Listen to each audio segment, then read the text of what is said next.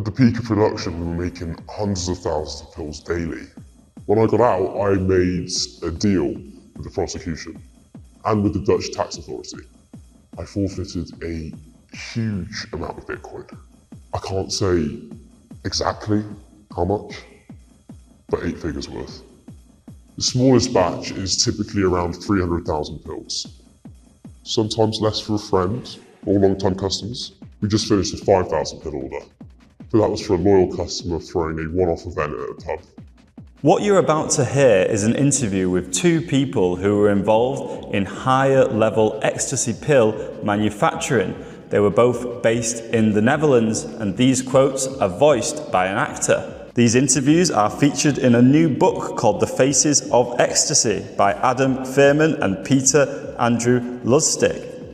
It contains 1,200 images of ecstasy pill designs, 26 underworld interviews, as well as stories, memories and mysteries from 3 decades of ecstasy production and pill design. It's released on the 22nd of October and you can pre-order it now through the link in the description.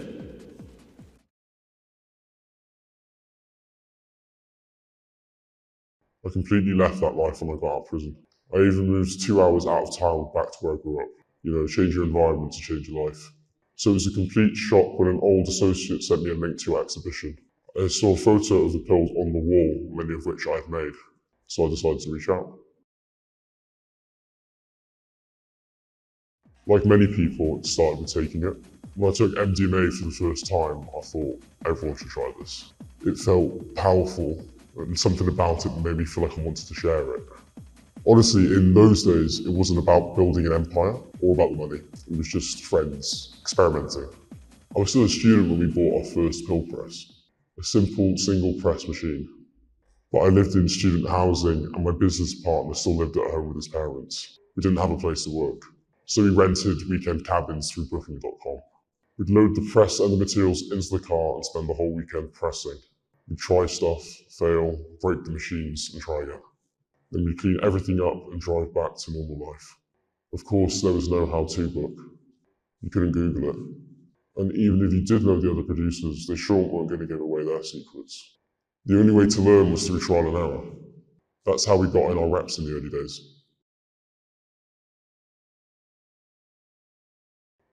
I was studying marketing at university. I always had a bit of an entrepreneurial spirit. I was always thinking about marketing. What buyers wanted, what customer experience they needed, how to connect with moments in culture, and how to create viral products. It was all marketing, in a way.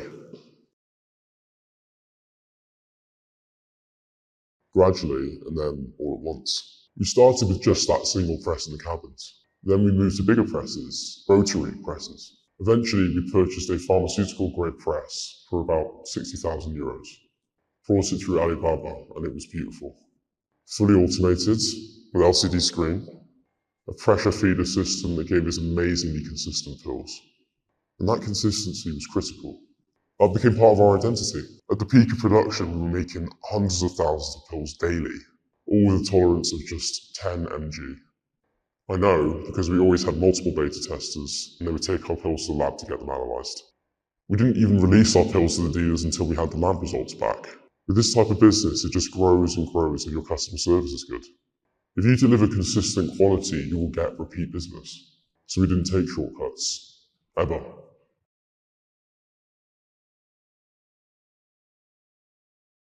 It's about the size of a refrigerator, and it weighs tons. But the seller on Alibaba delivered it directly to us, no questions asked. Where to put it is another story, because we needed to put it in a controlled environment. We needed somewhere discreet, somewhere we could control the climate, somewhere we could hide the noise and cover the smells. We rented an industrial space and installed a huge walk-in freezer, like you'd see in a big restaurant.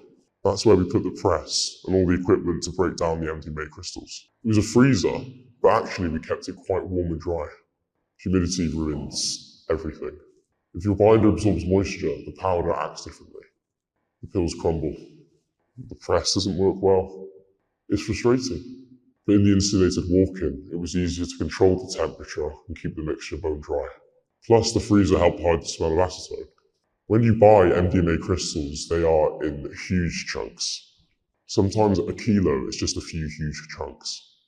So one of the first steps is breaking them down and drying them out. When you start crushing them, you release the acetone that is used in the chemistry. It smells so strong, overwhelmingly strong, and so covering that is important. I think many producers underestimate how much the environmental conditions can affect the mixture and the pills. When you look at the pills in your photo, some of them are 10, 20 years old, but you can tell which ones were made well. They are still smooth with good detail. That's a producer who knows his process. I was always looking into new materials, different additives. I even researched the pharmaceutical industry to understand which formulations were common. That's where I found the key ingredient which made our pills stand out in those days. Magnesium stearate. It doesn't affect the high at all. It's just a lubricant that's used in tablet presses. When you add just a tiny amount to the mix, the pills are released cleanly from the press and can be pressed harder, so the final pill looks perfect. And it didn't just change how efficient the production was, it even changed the designs we could do. Before the magnesium stearate, a lot of my designs were inner presses, so the logo was pressed into the pill face. But after we figured out the new recipe, we could create outer presses where the design was rising out of the pill. Those would have been impossible with weaker presses and simpler mixes. The mix wasn't only about the press or the aesthetic. It also meant that these new, stronger pills could survive better logistics, since so much of our product was shipped internationally.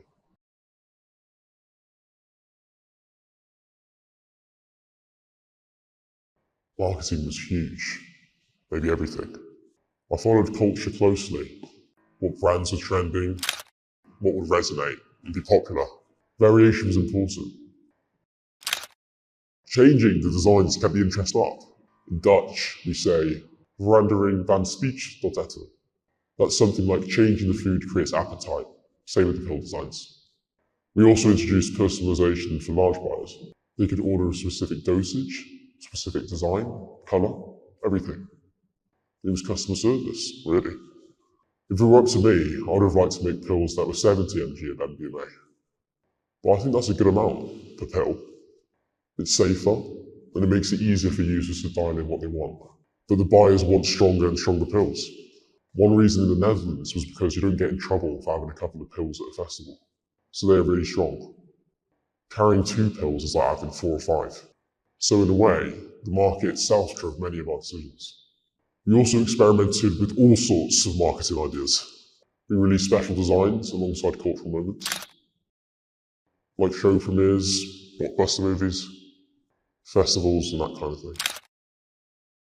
We even made a few batches of pills that had a special smell added to them, like orange or lemon oil. In those experiments, our Chinese dye manufacturer was especially helpful. When we requested a specific design, they would advise on whether it would press properly, whether the designs were too fine, that kind of thing. They were very helpful. The dark web changed everything. Offline, we were selling pills in bulk for about €1 each. But contacts showed us that bulk pills online were going for €7 abroad. So it was an obvious choice. We built our presence there with multiple vendor listings. And I differentiated those listings to cater to different buyers. Again, marketing, you know? We became a very large vendor in the biggest marketplace. We regularly messaged Ross Ulbricht, the operator. Reputation on the platform mattered, so we tried to operate really professionally. Ross had promised that he used full encryption on everything. But that, as it would turn out, was not actually true.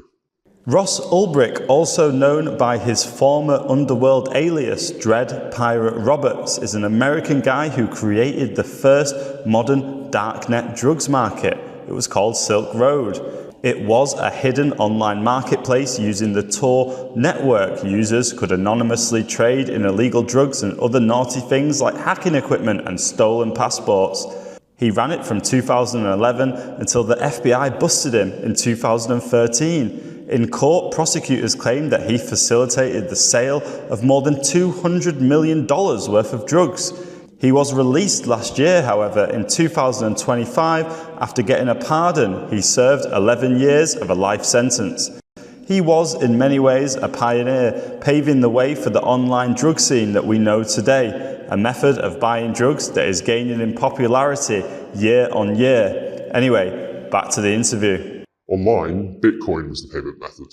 Fortunately, I had been into Bitcoin since 2011. That was helpful because my family knew I was into Bitcoin and trading, so they didn't question it when I started having nice cars. Or at least they had the excuse they needed to not ask questions. Ross was busted in 2013, and of course, that amped up the pressure. His marketplace was seized and shut down, but a few of the marketplaces popped up immediately to fill the vacuum. In the drug world, crackdowns don't really stop anything. It just moves. But I suspected that our information could have been compromised. A few years later, we were arrested. And not just me and my partner, but quite a few of us from the Dutch production scene.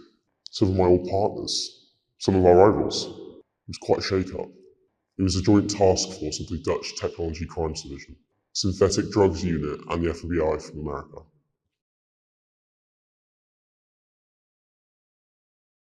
Yeah, people have told me that. In a way, the market was never the same.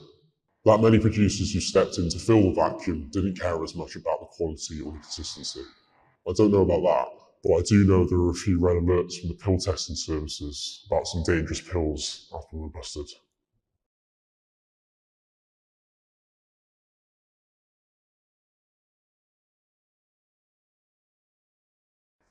We were completely non-violent. I never even owned a gun. We refused to work with the people who carried guns. We made it clear to everyone that there was enough money to be made with treating each other with respect. And that's what we did. The judge on our trial even acknowledged that. One of the reasons I got a lighter sentence was because the judge said we were operating like a gentleman's business. Pretty nice, eh? These days I hear there's more of a gangster scene in that world, but I'm so far from it that I don't really know. But the cash, yeah, that's real. Before Bitcoin, dealing with cash was a constant problem. I remember one time we were using these big industrial cash counting machines, and the count was around 700,000 cash. The machines kept running. I can even hear the noises still. At some point I snapped out of it and thought, what the fuck? I realised the scale of it, the absurdity of it. Us having so much cash that we couldn't count it. Bitcoin solved many of those logistical problems, but it created its own problems. But thankfully, it's harder to seize. So in total, I went to prison for 2.5 years of my total 8-year sentence. And when I was arrested, of course, all my equipment, cash, and product were seized. They couldn't access my Bitcoin wallets, and I had the seed phrases memorized. So it wasn't even written down somewhere that they could find it. When I got out, I made a deal with the prosecution and with the Dutch tax authority. I forfeited a huge amount of Bitcoin. I can't say exactly how much, but 8 figures worth. And after that agreement, I was allowed to legally keep the rest. Clear. So when I got out, it was certainly easier to start a new life knowing that. Even before we were arrested, I was trying to get out. We had started outsourcing different parts of it. I had enough. It was a huge part of my early adult life. And living a double life was exhausting. No one could know what I was doing. I couldn't be proud with my friends and family about it. It was hard. It was almost like I was floating, disconnected from life. And weirdly enough, once I knew how the pills were made and about the chemistry and the business, the charm, the magic of MDMA wore off me. So once I was busted, I knew it was over for good. When I got out, I decided to relocate back to where I grew up, away from all the people I used to know in that world and that lifestyle that came with it. That was so important for me, to have a fresh start. Today, my life is simpler and even more fulfilling. I get to focus on being the best dad I can be for my 2 young daughters. I have stories that almost no one knows. It's best to leave the past in the past. Some journalists asked me before about writing a story and going public. But honestly, I don't want my story to become part of my daughter's story, you know?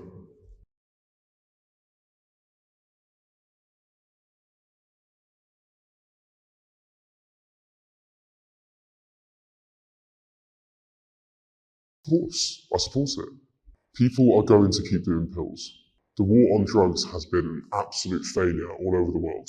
If the government regulates it, it will be safer for everyone. Safer pills for users, fewer illegal operations in neighbourhoods, less criminal behaviour, just better overall. Now, to be honest, I don't think the government would be able to make pills as cool as we did. They definitely couldn't make designs as nice as ours. But if they want to speak to me about some marketing ideas, I'm open to the conversation. This video is brought to you by Easy Test Kits, quick, reliable and affordable drug testing kits for all your favourite party prescriptions. If you want to learn more or get, say, an MDMA testing kit, then click in the description below and use my promo code SESH for a 10% discount. I've already met you. I came to one of your shows, the Amsterdam Dance event. I wanted to see who you are, what your project is about, to see if you're serious or you're a cop. After that, I decided we could talk.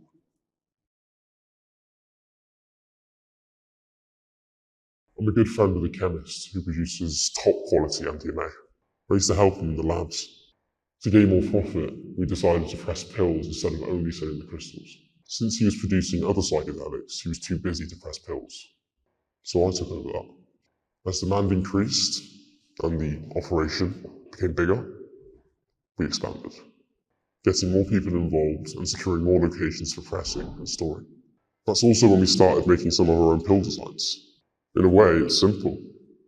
We had good, accurately dosed pills, so our sales kept growing every year from reviews, word of mouth, and recommendations. The operation is a full-time job for 2 people. Cleaning the machines, especially after switching colours, making the right mix of MDMA and binders, taking samples, doing quality control, packaging, disinfecting, smell proofing for sending, making sure everything is ready for transportation. It's a lot. We get the MDMA from our supplier and the rest we do ourselves. So we decide what goes into the mix. The MDMA supplier has no say in that. He just delivers the MDMA. We work with multiple rotary presses, which can press around 16,000 pills per hour each. I can't tell you more about the specific machines, but I can say that in full production, we can make about 1 million pills a day. Most of the time, we press at least 2 or preferably 3 designs at the same time, on different machines to increase efficiency. Those designs will all be the same colour with the same recipe of ingredients. So the whole day is using the same mix, which is more efficient for us. Quality of the binders, the quality of the machine, and the amount of pressure are the most important factors for a solid pill. But there's not one single recipe, pressure, or combination that works for every design. With our experience, it's become way easier to get it right these days on the first pressing. But there's no perfect mix. Nothing is perfect in the pill press world. It's always about finding balance. I will say we always stay below 50% of MDMA for every pill. So a 400 milligram pill will never exceed 200 milligrams of MDMA to guarantee a solid press.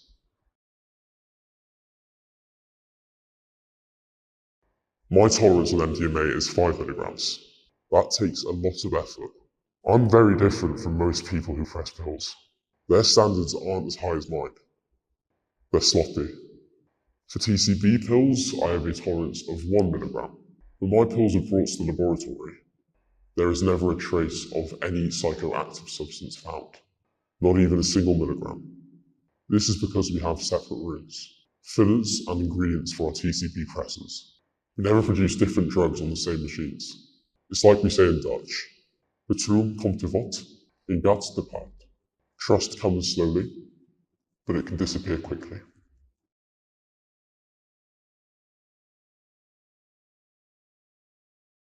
The smallest batch is typically around 300,000 pills. Sometimes less for a friend or long-time customers. We just finished a 5,000 pill order. But that was for a loyal customer throwing a one-off event at a pub, and he was willing to pay a premium.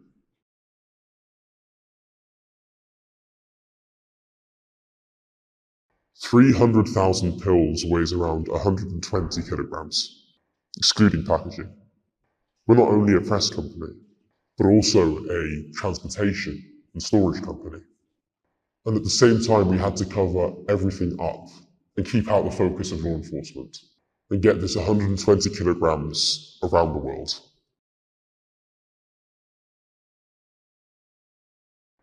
Almost all pills end up outside of the Dutch borders. I'd guess less than 5% stay in the Netherlands. Now, I think it's even less. We're pressing millions of pills. There's not enough users and parties in our small country. If everything stays here, of course it adds much more challenge and risk that all of our small pills leave this country. On Dutch ground, our pills are relatively safe, but packages from the Netherlands get scrutiny. Don't forget, other countries think that we are the drug capital of the world. It's way more difficult to get your pills into Australia than keeping them here. For my business, no, because most of our pills are bought before we produce them. However, from a dealer's perspective, I do hear that the designs are forced. Some designs are very popular. Blue Punishers, for example. Which is crazy because that is one of the most copied pills with the most variants of quality.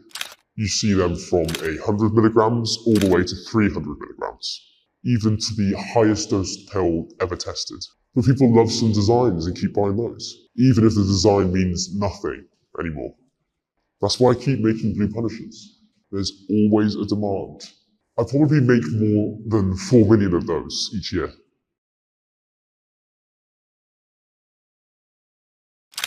Punishers, Reapers, Grenades, Mitsubishis, Hearts, and many more.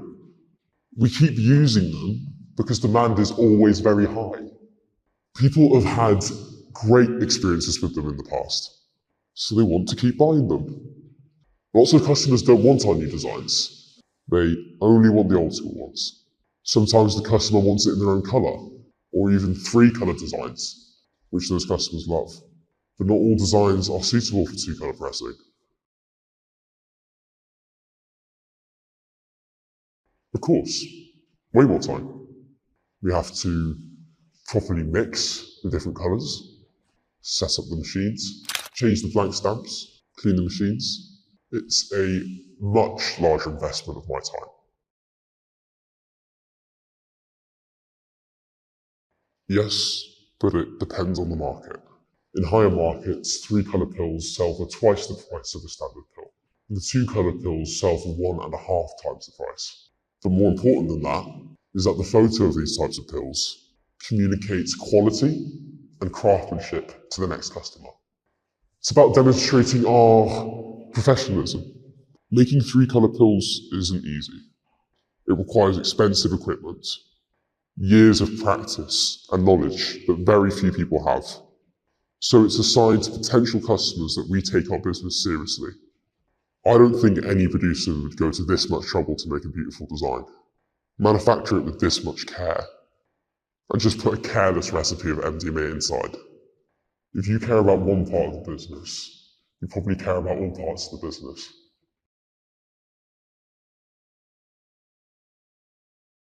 Pills that end up on red alert lists, like the Supermans in the past, or the NASA rocket 2CB presses.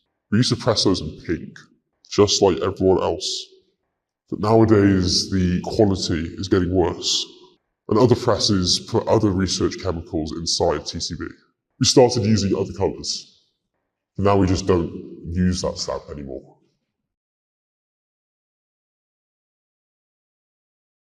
There are indeed lots of counterfeits for wine presses, either exactly the same or with small design differences. But that's part of the game. I also press a lot of pills that weren't designed by myself. Counterfeits of your presses are actually very good because it's confirmation that I did a good job. and there are not many people that can compare to our quality. So it's not so big a worry for me. Now, if someone copies my design and presses dangerous pills with it that end up on warning lists, then of course I can't keep using my designs anymore, which is frustrating. But that's the business I'm in.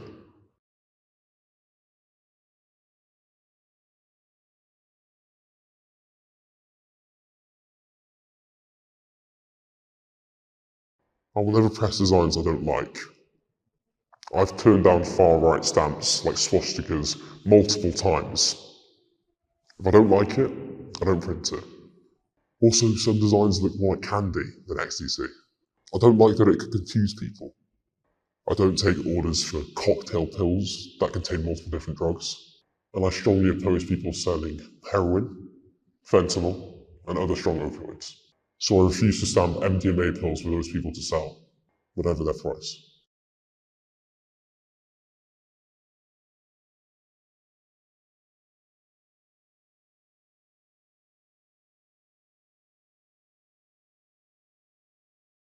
It sucks, but I did my part.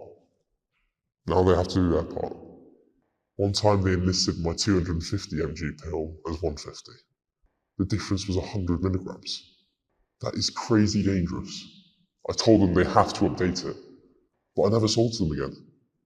That kind of rookie mistake is way too dangerous. They don't deserve our pills.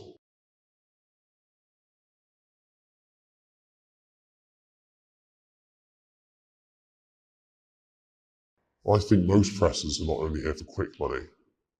MDMA is cheaper in the Netherlands, so there's no need to dilute. Also, there is competition. If someone sells a bad batch, people will know about it and everyone will seek another supplier. The testing stations help to keep the market clean. We all know our pills are getting tested.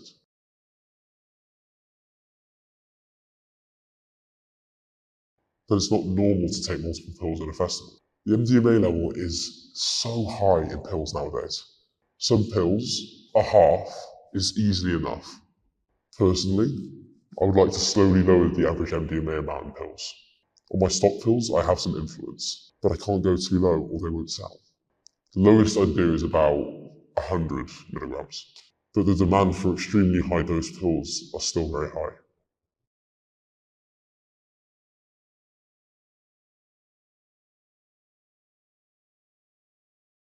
CP crew was amazing, but they retired. Every CP press is now not real anymore. They were a very professional operation. The original CP orange testers were amazing.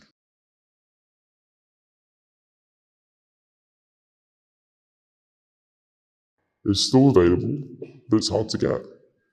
Since 2000, it's been getting less and less because of restrictions. Nowadays, there are easier ways to produce MDMA, but they are more polluting. You can smell the difference. The old safflower-based pills smell different nowadays. When you see the old collections, you can see and smell it.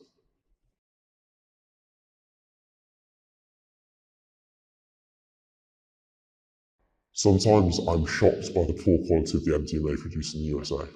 And then they try to spin it. They call it cola or something, because the colour is dark. But it's dark or purple because of impurities. That will give them a lower quality experience. If we bring on Dutch MDMA to the testing service, it always tests at maximum purity. The guy testing it once called it lobster, like crystal clear. In other countries, testing is expensive and difficult. So people make up stories about the impure colours making the drugs better. But here, the testing service analysis would highlight low quality MDMA immediately. So we can't hide behind the bullshit.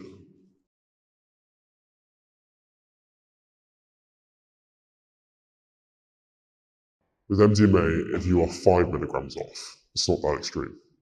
With 2CB, 12 milligrams and 15 milligrams, that's a massive difference. If I use the same tolerance as MDMA, a 12 milligram pill could become a 22 milligram pill. That is the difference between a nice trip and a bad trip. Most presses don't work with that precision. If you take multiple 2CB pills and bring them to the lab, you will most likely get a very different result. Even the total pill weight fluctuates too much sometimes. That means the chemical inside is not homogeneous. Preparation takes much more time. That is why 2CB pills are more expensive.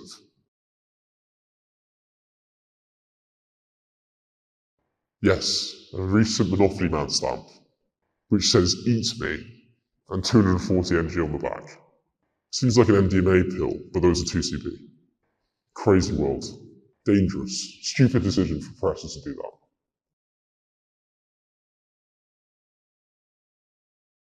No, sometimes we design logos from scratch. Those are the most unique and fun to do.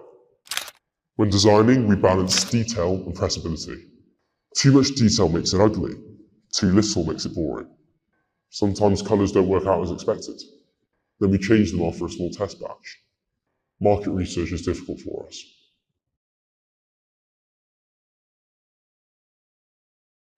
Yes, because we do such big orders. Many of my presses ended up in testing facilities around the world. It is amazing to see a pill get pressed here be tested in Australia with exactly the dosage that we promised. That confirms our work.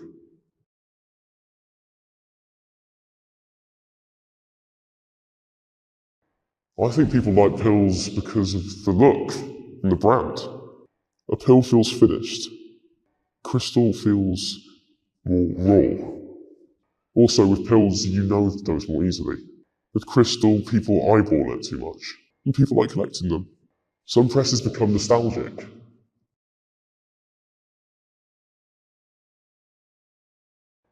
I don't think about it that way. I just think about quality and precision with each batch. If it tests right and it's clean, I did my job, and that's my source of pride. I have no idea how many in total pills I've made, and no way to know how many pills have been taken. Impossible to know, but it's a lot.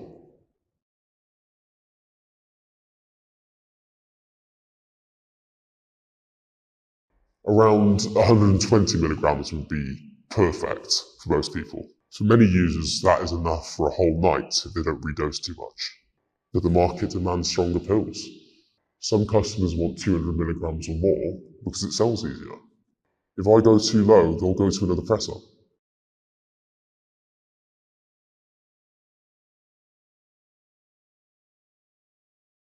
I invite regulation. If it becomes legal and regulated, many current producers cannot compete. We already work with high quality, accurate dosing and clean product. Most people in this world are not working on this level. If the government regulates it properly, with quality control and clear rules, I think it will remove a lot of bad actors.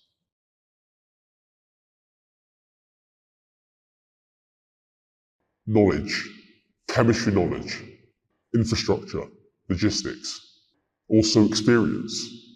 This scene is decades old here. We've had multiple generations of learning, refining, and growing. People here, we know what we are doing here.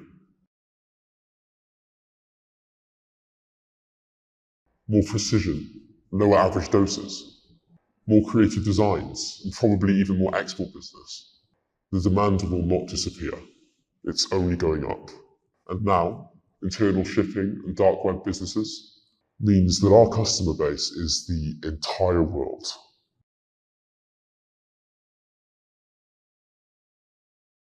It's both. Of course it's business, but culture is important. Some designs become iconic. People remember where they were when they took a certain pill. Some stamps are nostalgic, like those old Mitsubishis. People connect memories to them.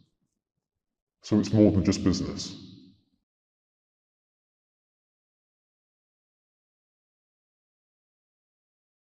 That precision matters. That not everyone in this world is reckless. And that quality is a choice. Well, if you found that interesting, then you can pre-order the full book, which is out on the 22nd of October, by clicking in the description below. And if you find any of these videos useful or interesting, hit the bell notification, and I'll see you on the next one.